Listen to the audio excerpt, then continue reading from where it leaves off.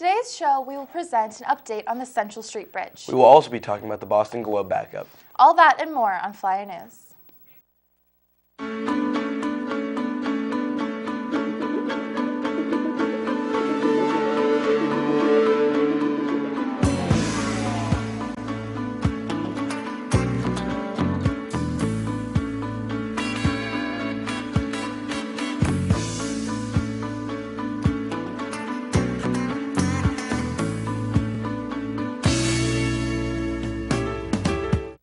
Good morning, Framingham High School. I'm Emily Tote. And I'm Ben Winder. Today is day 3 with periods running BAEFG. It's been almost 2 years since construction workers have begun fixing the bridge on Central Street. Many adjustments have been made, including bus routes to school. Hopefully soon they will finish with the bridge so we can all get back to our regular schedule. We have an update on that now. Good morning, Framingham High School. There has been a recent update on the Central Street Bridge announced by the town of Framingham. The bridge will not open until spring 2016 despite the warm weather we have had. All the drainage work has been completed and the fire alarm work is almost done. They are also still trying to complete the bridge's railing system, which is close to being finished. The construction workers are taking a break due to snow and the holidays. In September, MassDOT said they might be finished with the construction at the end of October, but unfortunately that is not the case. This will make getting around town an inconvenience and people are not happy with the delay of the opening. This has been Heather Rotatori reporting for Flyer News. Let's take it back to the desk. Reporters were told on Tuesday that about a dozen U.S. Army Special Operations soldiers are trapped in Marja, Afghanistan. They were being surrounded by hostile Taliban fighters and enemy fires and took cover. One of the U.S. Special Operations soldiers was killed earlier that day.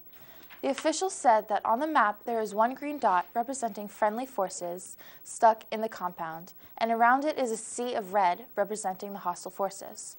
Later on Tuesday, a U.S. military quick reaction force of reinforcements evacuated the soldier killed and 2 wounded Americans in the compound.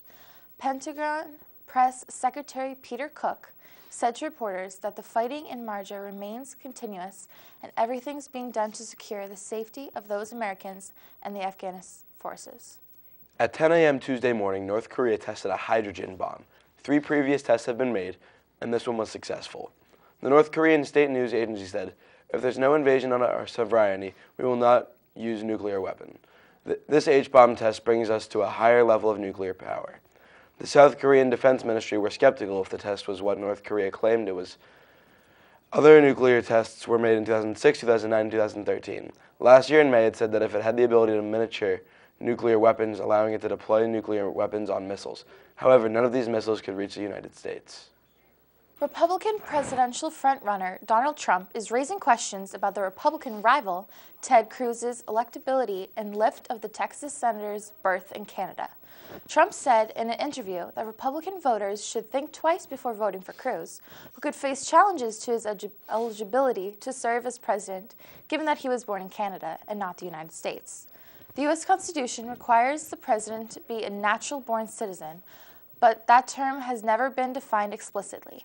Cruz was born in Canada, but was granted American citizenship by birth because his mother was an American citizen, which most scholars contend meets the natural-born citizen requirement. Cruz said that the best way to respond to this kind of attack is to laugh it off. Ben, do you ever read the paper? Emily, I don't think anyone under the age of 40 reads the paper. I usually rely on Flyer News to keep me updated. Well, thousands of Boston Globe subscribers were outraged that they weren't receiving their morning paper. They must not have had their 2 p.m. cream of wheat. The Boston Globe reporters themselves, I heard, though, were actually helping deliver the papers. Elena has the full story for us now. Delivery problems with the Boston Globe's news circulation service affected up to 10% of newspaper subscribers, and it could take 4 to 6 months before service returns to normal. That's a double whammy of bad news for the Globe, which last week switched delivery companies from Publishers Circulation Fulfillment to ACI Media Group. Globe Chief Executive Mike Sheehan said the switch was part of a plan to provide better service and that ACI brought material cost savings. Sheehan told the Globe he would not have made the switch if they had known the severity of the coming service problems. 10% of our people not getting papers, he said, that was never communicated to us.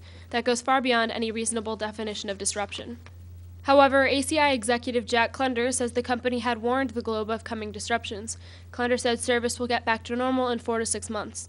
We were adamant that these guys communicate to the readers early and often about the disruption that would take place, Klender said. We were pretty clear about that, and I'm not sure the communication plan was as graphic as I suggested it should be. In a show of good faith, teams of editorial and business staffers for the Globe volunteered to help deliver the Sunday paper.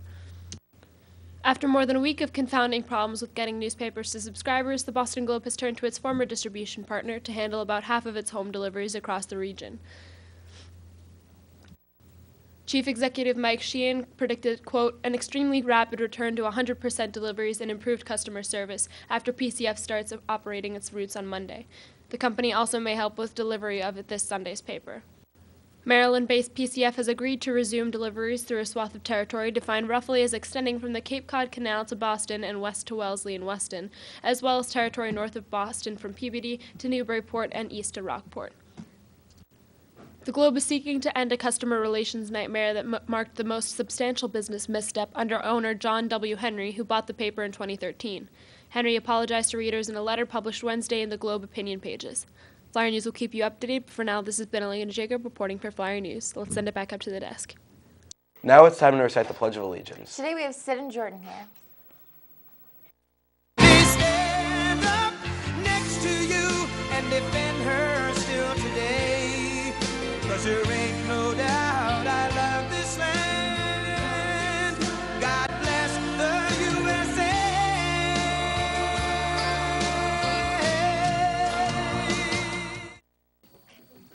Please stand for the pledge.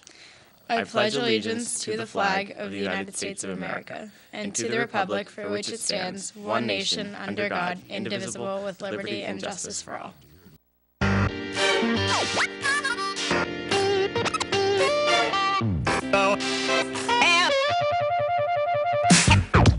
Have no place to go. Have no place to go. Darling, have no place to go. Have no place to go. Good morning, FHS. Today is Wednesday, January 6th, at day 3 with periods running B, A, E, F, G. There is a faculty meeting in the auditorium at 2:15 today. Girls varsity ice hockey will be playing at Braintree at 5:30. Boys varsity wrestling will have a home game against Denham at 6. And boys varsity ice hockey will have a home game against Braintree at 6:50. Also, softball has workouts in the Wellness Center Monday and Wednesday, 4:30 to 5:30. Anyone who is interested should come out. And don't forget about the fundraiser for boys varsity basketball at McDonald's on Route 30 today from 4 to 7. That's it for me. More announcements. Good morning, juniors. We have a lot going on in the next few weeks because, believe it or not, Cotillo is sooner than you think. So the first thing that we have going on is next Friday we have a PD day. So we have a fundraiser at Uno's going on all day, so make sure you go there. On March 1st, we have a benefit at Panera all day, so make sure you go there. Next Friday would be a great time for you to go and get ready to study for midterms. And also, if you want to start helping us plan for Cotillion, our Snowflake fundraiser next week, and a alleged upcoming dodgeball competition, make sure you come to Steering tomorrow after school in C108 from 2 to 2:45.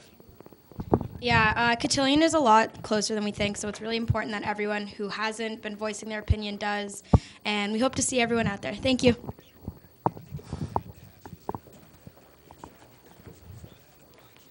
Hi guys, so I messed up yesterday. Girls soccer is actually today at 4:30. Okay, so if you're not in a winter sport, this is a great way to stay active in the off season, so please try to come today. We're going to have a lot of fun. Thank you.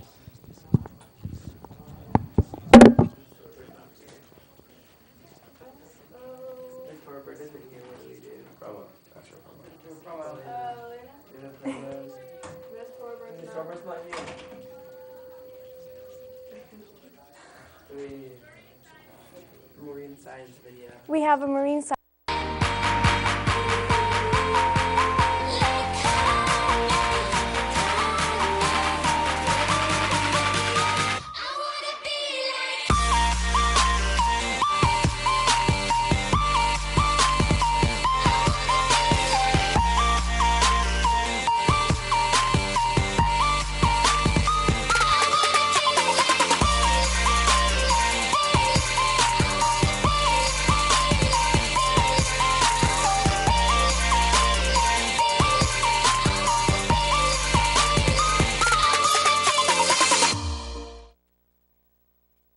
Of a writing center promo.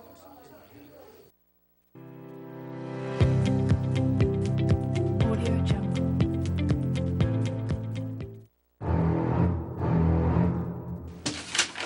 Where is your thesis statement?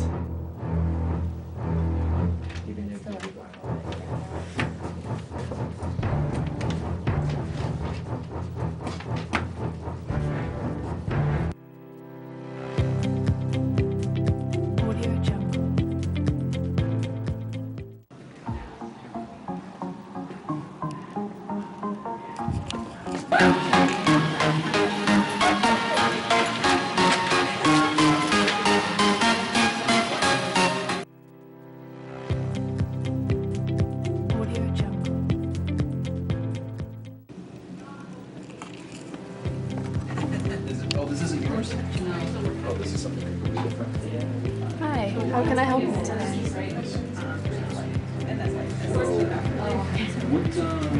This is your thesis statement.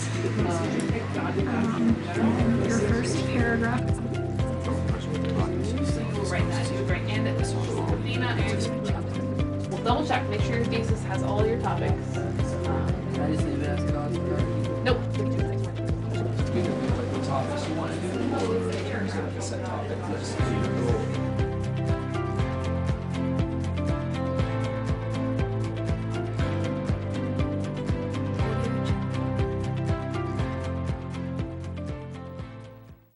Good morning, Isabella. How are you? I'm good. How are you? Good. Happy Wednesday.